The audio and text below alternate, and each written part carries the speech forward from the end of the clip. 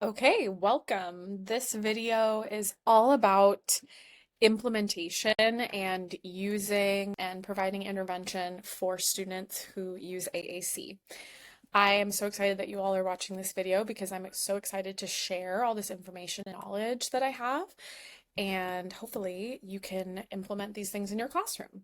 So, let's get started. So I wanted to start this highlighting those best practices. If you watch the other video, we'll get started with that, but highlighting these best practices. So number one, access, making sure that the student has access to the device and it is available at all times and in all environments. Obviously not in the bathroom, things like that, but just in general, making sure it's always available so that if they have something to say, they can say it. And it also can help decrease behaviors because a lot of behaviors, I would say almost all behaviors, are a form of communication. It's them saying, no, I don't like that, or get away from me, things like that, that we're going to see when students have a different communicating. Number two, best practice is going to be modeling. So I'll talk about that in this video.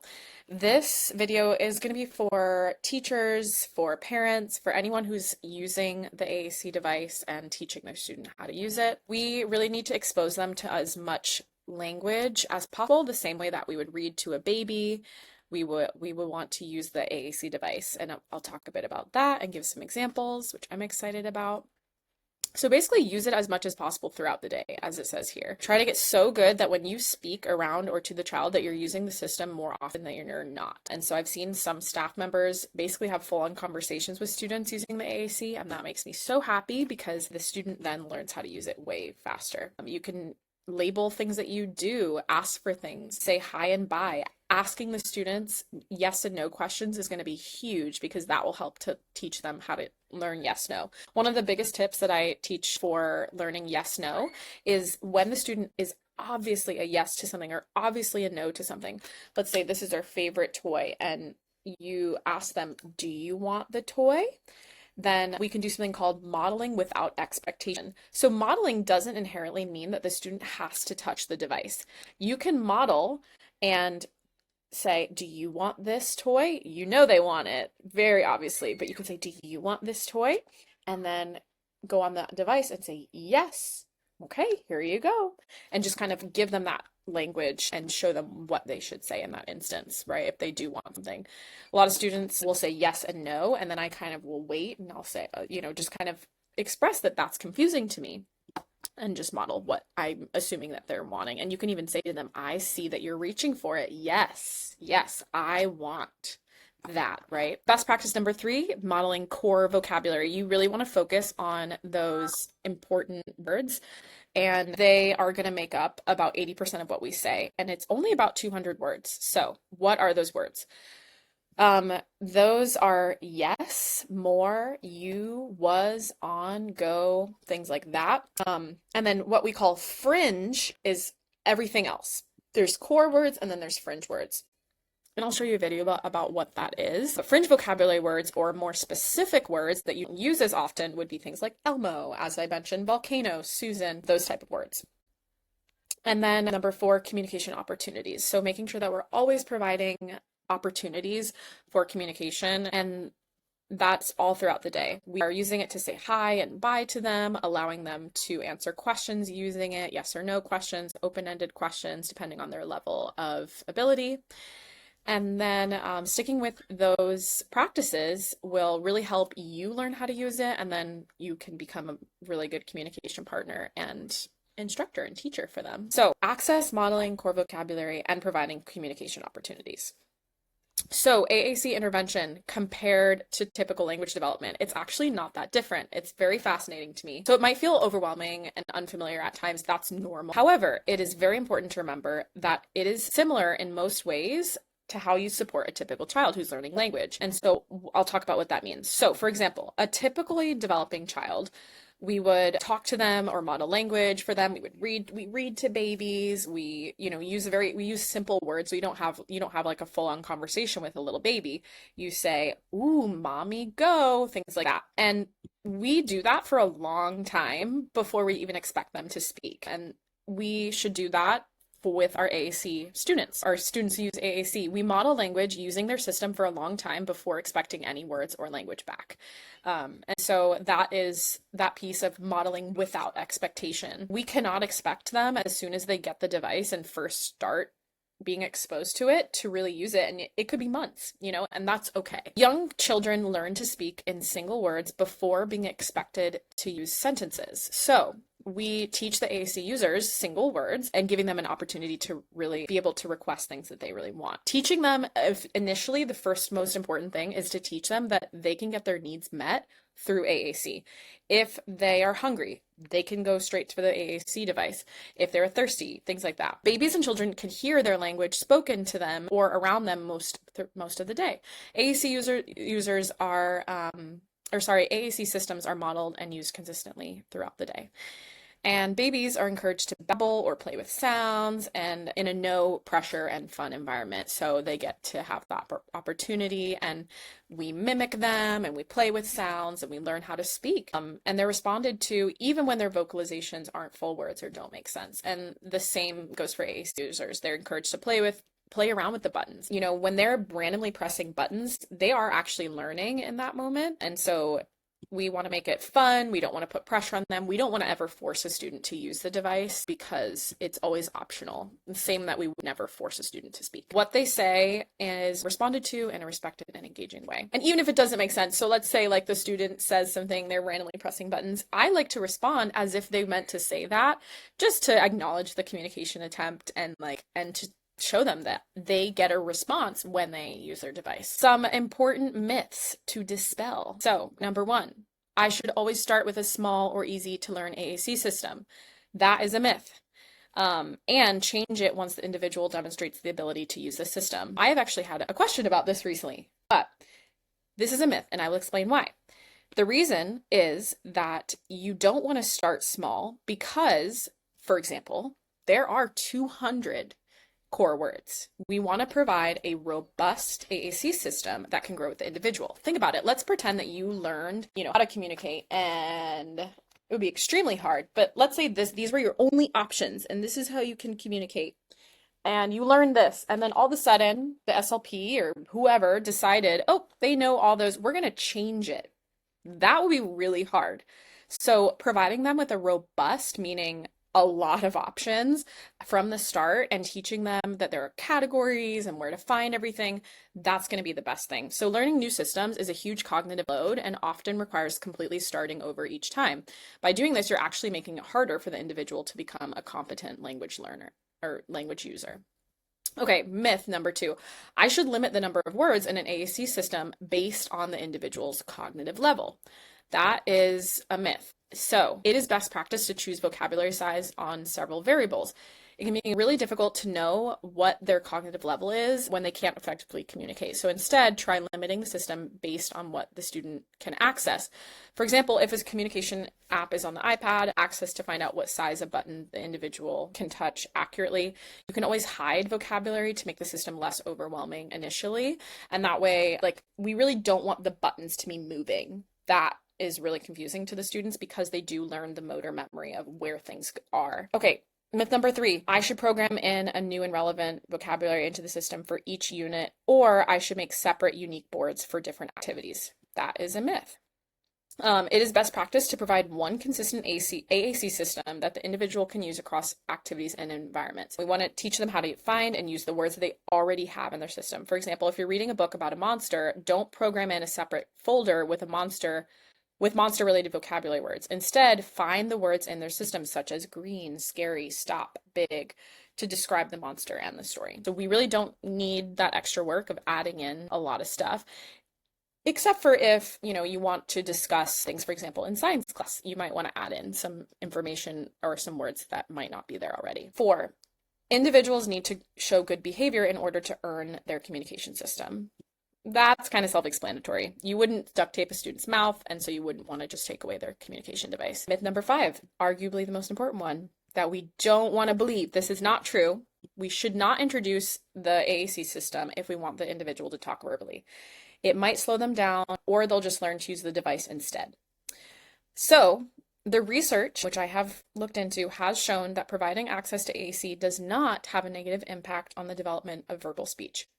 In many studies, it actually has a very positive impact.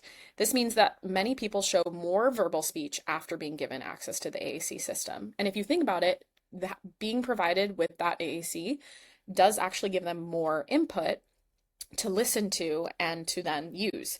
I have seen students, anecdotally, I've seen students hear the words in the AAC and then verbally repeat them when they don't do that when I'm speaking to them, but they will repeat what the AAC system says. It's very fascinating. And so I've actually seen this working, and it's amazing. Okay, so we don't really have to go too much into why a student would need AAC system. It's kind of self-explanatory. And then I want you guys to challenge yourself to learn the system, especially if you work directly with students who use it. So this is for low-tech systems. That would be more like a communication board. So making sure that you know what's on there. How is it organized? Is it color-coded? Things like that. And where should it be stored? Thinking about that kind of thing. And then you kind of want to role play it a little bit.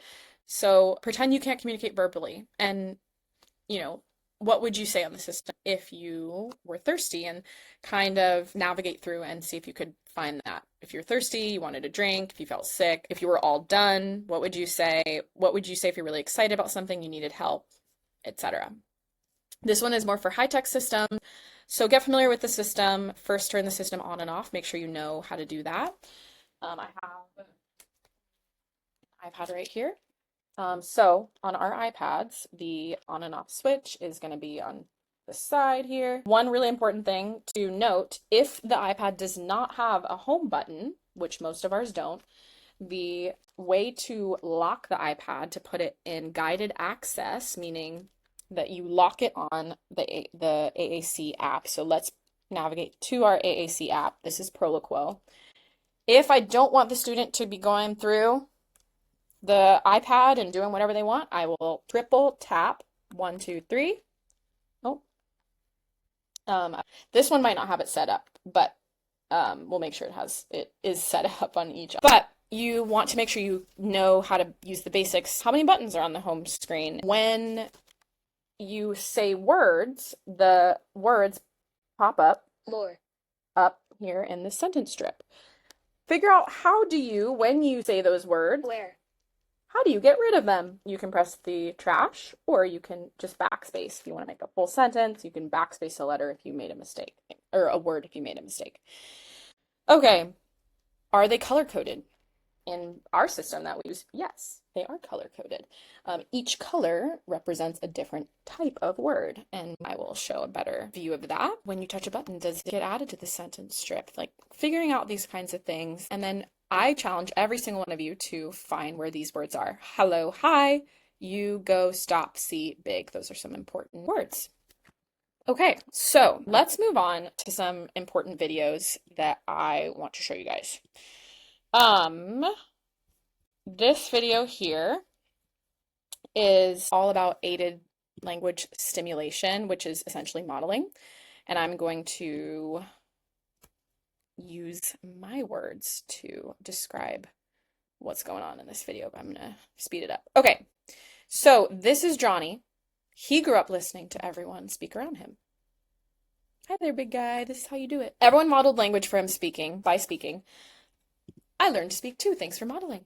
As he grew older, he learned to speak too. Speaking to Johnny worked as a model for teaching him how to communicate. That is how most students learn how to communicate, by hearing and watching people speak to them. I'm gonna move my thing. This is Josie. She grew up listening to everyone around her speak as well. What did the parents say? It's kind of going fast. You are awesome. You can do it. Let's just do normal. And even though her family, modeled for her, everyone modeled language for her by speaking, she still did not learn how to speak. Maybe she has autism. Speaking to Josie did not work as a model for teaching her how to communicate. So one day she went to speech therapy and she was given a device to help her communicate. Now she has a way to generate language. Exciting. But she didn't know how to. Look at her. She's confused. She doesn't know. Josie needed help to learn language. Speaking to Josie does not help her learn expressive language. Everyone started using Josie's device to model expressive language. Let's use her device to speak. Me too, me too. Mom modeled language using Josie's device every chance she could. They went to the store and she said, "Word here." She's learning the word here. She's learning the word go. She's learning the word in. Time to get what we need in here. And Dad uses it as well. Dad modeled language using Josie's device every chance he could. We need to go.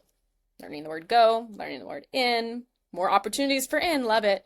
We're learning the word open, abre, open it. Learning the word it. Johnny modeled language using Josie's device every chance he could. Mine. They're learning the word mine. So she is getting what we call aided language stimulation. So she learns how to communicate using the device. And I've seen this work with students. Very exciting. I think, here we go. I think I accidentally closed this video. So this is a system that we currently use at my school, at our school. And I want to show you all this system. Started. You can see there are these different colors rows. All of these are they're all grouped together and they can open. So I just touched the orange tab and we have a lot more word options here. And then I can touch the pink tab, lots more words. And they're grouped together in similar words. If the word you're looking for isn't here, you can touch at the bottom here where the arrow is. You can tap that and you can see more words in that category.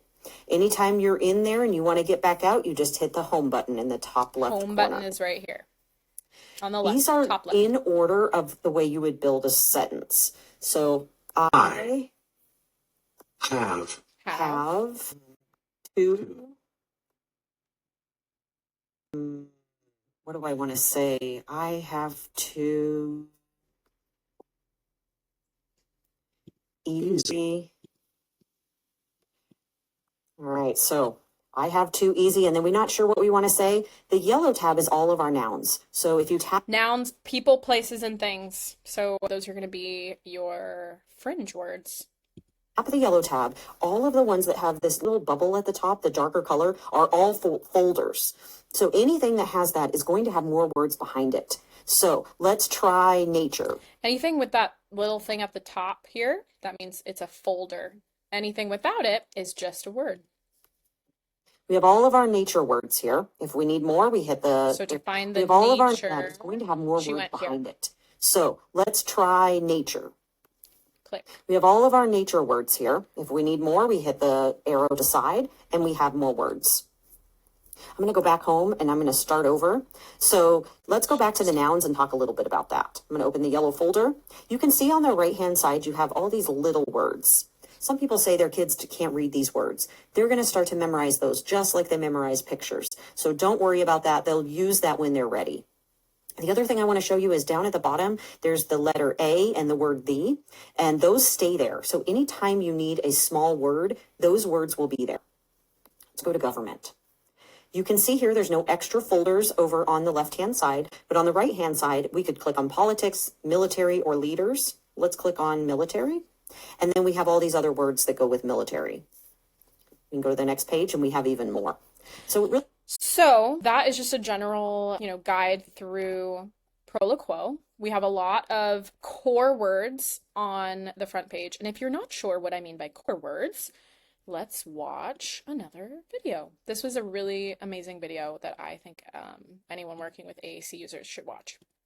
Wagner, and I'm a speech language pathologist and assistive technology specialist in Phoenix, Arizona. As we think about how to organize a communication system for somebody, the first thought needs to be, how do we help them access the most frequently used words? There are 250 to 350 words that make up 85% of what we all say, and we refer to this as core vocabulary. To explain core vocabulary, let's think of a few examples. I like your hair. I like pizza. I don't. Think of those words. I and you are core words. So are like and don't. And we put them in different order we can express some pretty basic things, and that's why we call this core. Now let's take a look at what are fringe words. Think of this sentence. I like chocolate. Or this one. I like baseball. Chocolate and baseball are the fringe words. Core words need to be accessed really quickly because we use them all the time. And fringe words need to be organized. We would find chocolate with all of our favorite foods. Or we may even find them in a category of desserts. As a child's communication skills grow, the system needs to reflect how they can combine words in novel ways to make messages that are their own. The system needs to be organized in a way that helps them to access these words without taking too much time. All right, so I really appreciate that video just because I really think that the core words are what we want to focus on. So when we talk about core words, I will kind of make sure that you guys are aware that that's what we want to model. So, what is modeling? As I mentioned, it's, for example, if you said, let's go to the library, you could model go. And you don't have to say your full sentence. So let's say we're going to the library. You could say go. Go. And then you can navigate to the nouns as people, places, and things. Places. And let's find library. It is here. Library. It actually wasn't, immediately there. I had to go to that arrow like she talked about.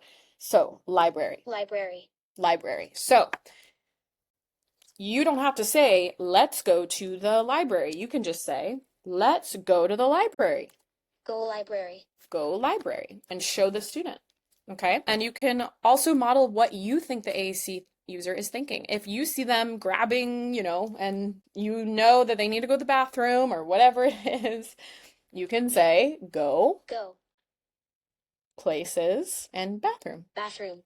Or Go bathroom.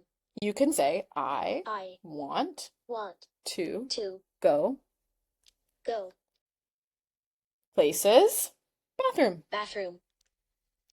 I want to go bathroom. And when you say it, you want to delete it right after. And that way you don't create like a whole paragraph up here. Okay, so what we want to do is aim to model using it more often and make sure that we are modeling those core words. So what if they don't let us touch it? That happens. If it's possible, you can get a second copy of the system.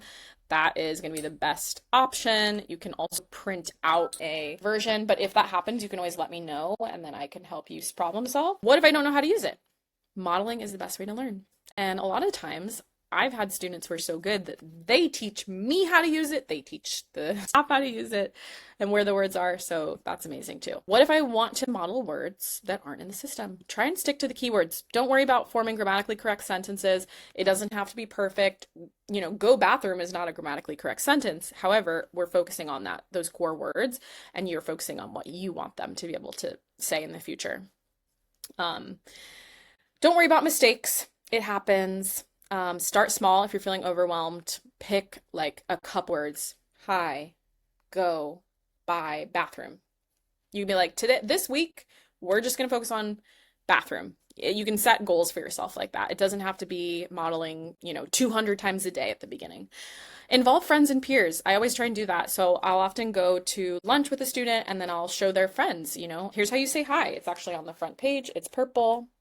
Hi. And you'll realize that each category is its own different type of word. So purple is like communication or like conversation kind of thing. Asking somebody to wait, saying goodbye, thanks, excuse me. And don't expect a response always. We don't want the AAC to be like some sort of test or frustrating for them. Like this is their expectation. We want it to be something that's optional. You can print a copy of the device. That can be a good way to do it, especially if they don't want you to touch theirs.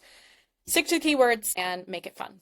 So finding things that interest them and using that. Another thing is if the student is not yet speaking or using their device most of the time, Stick to modeling single words or short motivating phrases. So if the user can request more, try modeling want more. Once they learn to use want more, you can expand it even more by saying want more, please. These are just some examples. Look, stop, go, want, don't. You might want them to say, wow, look at that, or please stop doing that. Look that, stop, do. Time, go, time to go, want, play. I want to play, or do you want to play? And you don't need to start here. You can start here just with the one word is what they're kind of explaining. You can model what they're doing. So when they're jumping, you can go to verbs. Anytime you don't know where something is, you can search for it right here. There is a little search icon, so press that, and then you can type what you're looking for. So let's say the student's jumping, you want to find jump. It'll be there. And then it'll actually guide you, if you see that thing moving a little bit, it'll guide you to how to find jump. It's under the dark pink, the tab move, and then jump. Jump. And it'll actually show you how to get there. So that is just a basic guide. You also want to model what you're doing. I feel proud, I feel happy, things like that. Provide the words. Watch the AAC user and provide the words for the gestures or vocalizations. For example, if they reach for a snack, you could model want, eat. Or if they push something away, you could model no, I don't like, or stop. Expand on that, expand on it, or add a word to what they're saying. If they use their device to say snack, you could say eat snack or want snack, like snack. And then lastly, we want to teach more and test less. We don't want to make things a test, like find or show me. You can say, look, here's go. This is how you can say this, right? We want to avoid using hand over hand. I know it's kind of hard, but we want to avoid forcing them, like grabbing their hand to say something. And then you can just instead model it. When you're truly teaching, you should be modeling, explaining, and showing the AAC user how to do it. Testing or asking the child to find certain words or phrases on their device should be done less than 10% of the time. Don't just ask them to do something, show them how to do it. That's the main thing of modeling.